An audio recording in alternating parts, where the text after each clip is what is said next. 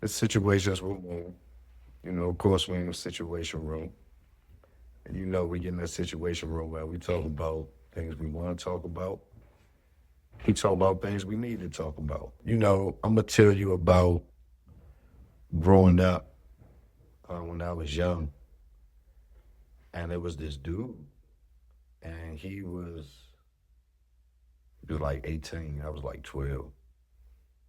But he was big. You know what I mean? He was like 6'2", 230. Big young nigga. He was whooping shit, right? He was whooping everything. So, you know, we looked up to him. That was the big homie. You know, we know he whooping shit, but we looked up to him. And one day we outside and he started punching on me and shit. So I'm like, bro, go ahead, bro. Your job too big. Be punching me like that. Your job fucked me up. He was going to my body, job doing too hard, and he fractured my ribs. My grandmother taking me to the hospital. I come back, my ribs fractured. So the next day I see him, I'm like, hey, bro, like you fractured my ribs. He's like, let me see. I'm gonna shoot up the show, nigga hit me. Like, you better toughen up. Well, yeah. No, I'm young. I'm in the seventh grade. I'm like, all right, that's what's up. So after that, we sitting there and this nigga was getting bricks. At the time, he was getting like 2, 3, 4 bricks, some shit like that. So I already made my mind up. You know what I'm saying? I'm gonna get his ass. One day he made a move. He got the bricks. We see he got the bricks. He get in the car and he leave. He gone for about 2 hours. He come back. So we assuming he took it home. Yeah. Get the hoodie, I get the mask. I knew up the alley. The crazy part about it is when I get up the alley, this nigga come up the alley. So I'm up here trying to put the mask the other way. He pop up. I'm like, oh shit. He like, what you doing up here? I'm like, look, bro. So at the time, I had shot a few people already.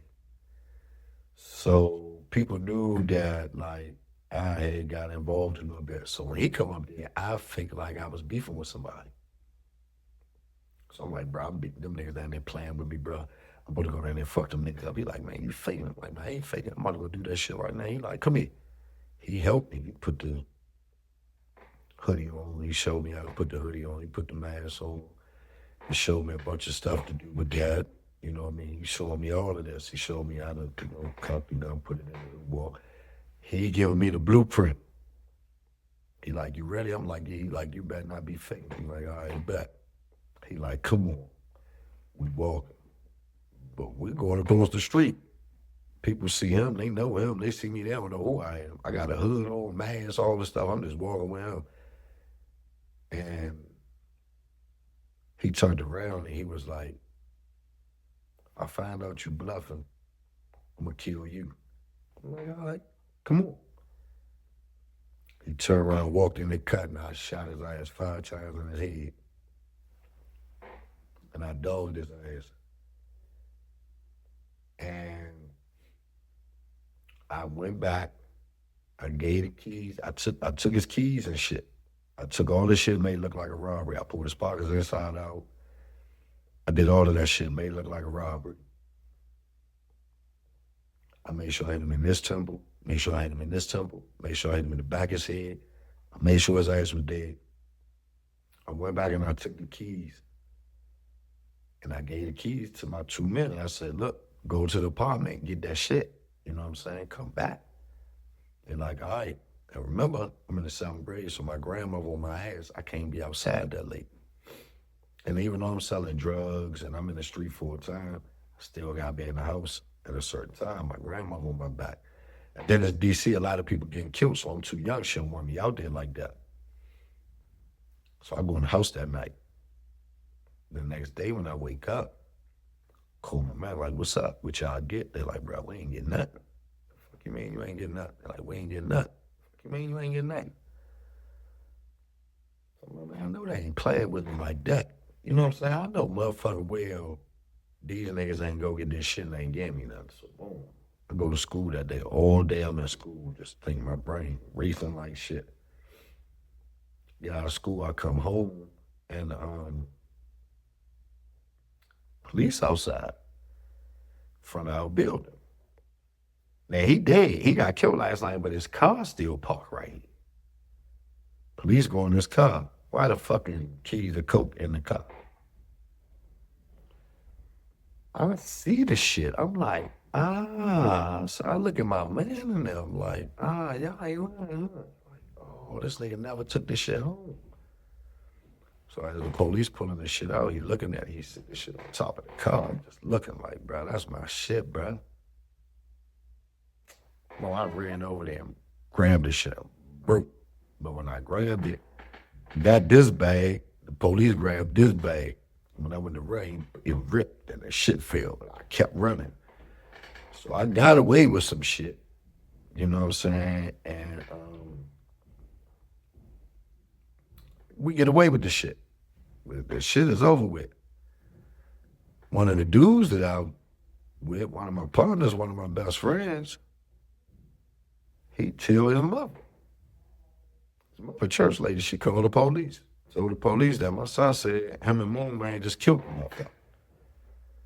So I'm like, bro, get your mother. I was like, what the fuck going on? So the police come. She's saying, look, him and Moon Man did it. He said Moon Man was with him. I'm like, oh, hell no. They lock him up. Man, that nigga told like a motherfucker, bro. That nigga got locked up. That nigga got on this thing. He told everything. We was locked up for murder, charged with murder. He was talking on drug deals and all type of shit. I'm like, you know what I'm saying? And this was one of them tough ass niggas.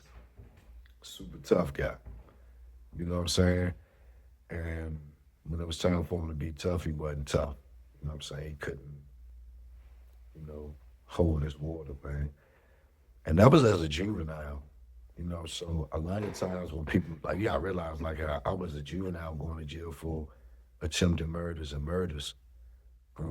This moment, you look it up, you're going to see I've been through Receiver Home, C-No, Oak Hill, DC Jail, CCA, Feds, Shelter House, Group Homes.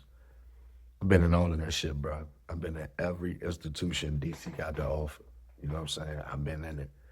So, you could look that up and check that out. But when he told on, it didn't really fuck me up bad that he told on me because I knew that was like a part of the game. So when it happened, I was like, oh, this nigga bluffing, this nigga told me I fucked up. What killed me is when I put it out there that he was hot, how many niggas cut me off and was fucking with him. That's what fucked me up. I'm like, oh, bro. So you don't fuck with me because I said he told him? And to this day, I got a lot of dudes that don't fuck with me because this nigga told them. You know what I'm saying? That's like real talk.